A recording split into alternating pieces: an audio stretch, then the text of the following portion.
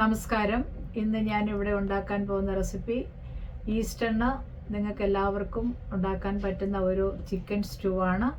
എല്ലാവരും ട്രൈ ചെയ്ത് നോക്കുക. ഇഷ്ടമായാൽ സബ്സ്ക്രൈബ് ചെയ്യുകയും ലൈക്ക് ചെയ്യുകയും ഷെയർ ചെയ്യുകയും ബെല്ലൈക്കൺ ബട്ടൺ പ്രസ് ചെയ്യുകയും ചെയ്യാം. നമുക്കിനി കുക്കിങ്ങിലോട്ട് പോകാം. ചിക്കൻ സ്റ്റൂവിന് വേണ്ടിയുള്ള ഇൻഗ്രീഡിയൻസ് നമുക്ക് നോക്കാം. ചെറുതായി കട്ട് ചെയ്ത് വെച്ച 400 ഗ്രാം ചിക്കൻ. ഇത് വിനിഗറിലും ഉപ്പിലും കഴുകി വൃത്തിയാക്കിയതാണ്.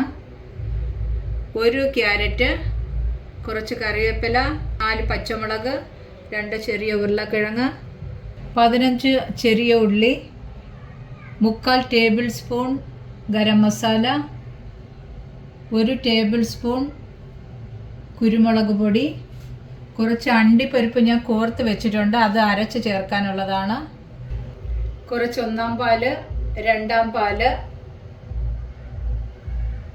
ആവശ്യത്തിന് സൺഫ്ലവർ ഓയിൽ, കടുക് പൊട്ടിക്കാനുള്ള വറ്റൽമുളകും കടുകും.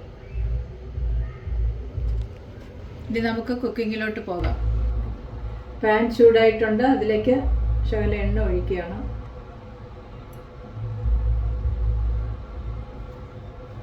എണ്ണ ചൂടായിട്ടുണ്ട്, അതിലേക്ക് ഞാൻ കുഞ്ഞുള്ളി ചേർക്കുകയാണ്.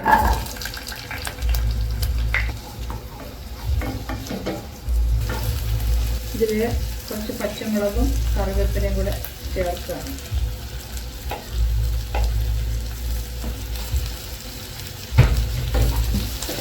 ഇതിൽ ഇഞ്ചിയും വെളുത്തുള്ളിയും ഇവിടെ ചതച്ച് വെച്ചതാണ്, ഞാനത് പറയാൻ മറന്നുപോയി. അതും കൂടെ ഇതിൽ ആഡ് ചെയ്യണം.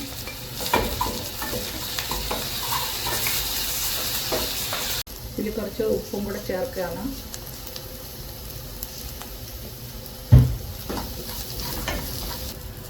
ഉള്ളിയുടെ കളറൊക്കെ മാറി വന്നിട്ടുണ്ട്. അതിലേക്ക് ഞാൻ ഇവിടെ എടുത്തു വെച്ചിരിക്കുന്ന കുരുമുളക് പൊടിയും ഗരം മസാലയും ചേർക്കുകയാണ്.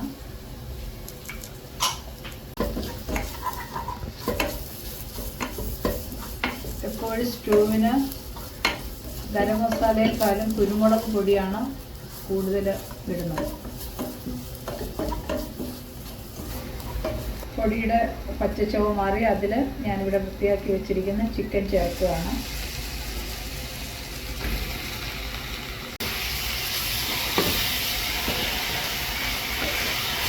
ഇവിടെ വെട്ടി വെച്ചിരിക്കുന്ന ക്യാരറ്റും പൊട്ടറ്റോയും കൂടെ ഇതിൻ്റെ കൂടെ ചേർക്കുകയാണ്.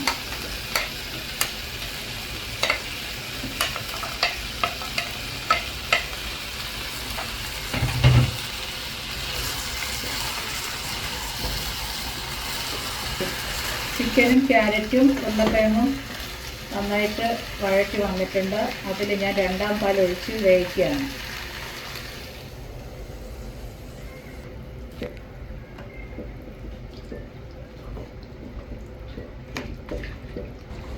നമ്മുടെ ഇവിടുത്തെ സ്റ്റൂവിൻ്റെ കഷ്ണങ്ങളെല്ലാം വെന്തിട്ടുണ്ട്.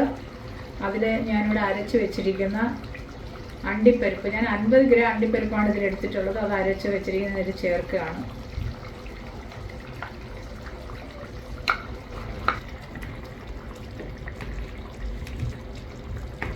ഞങ്ങളുടെ നാട്ടിൽ എൻ്റെ അമ്മയും എൻ്റെ അമ്മൂമ്മയൊക്കെ ചെയ്യുന്നത് എങ്ങനെയെന്ന് വെച്ചാൽ, ഈ സ്റ്റൂ വെന്ത് വരുമ്പോൾ ദോശയ്ക്കും അപ്പത്തിനൊക്കെ അരച്ച് വെച്ചിരിക്കുന്ന മാവ് കാണും.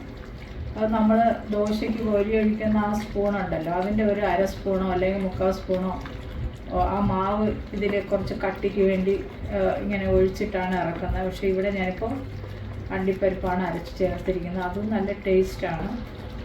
നമ്മൾ എടുത്ത് വെച്ചിരിക്കുന്ന 1-ാം പാല് ചേർത്ത് തീ ഓഫ് ചെയ്യുകയാണ്.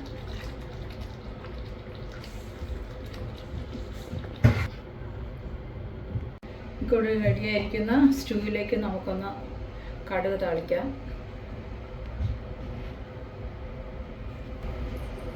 എണ്ണ ചൂടായി വന്നിട്ടുണ്ട്. അതിൽ കടുക്,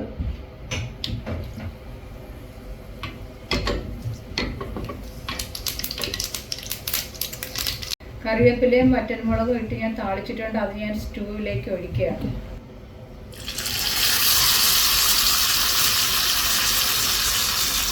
ഇതെല്ലാവരും ഒന്ന് ട്രൈ ചെയ്ത് നോക്കുക. നല്ല ടേസ്റ്റിയാണ്.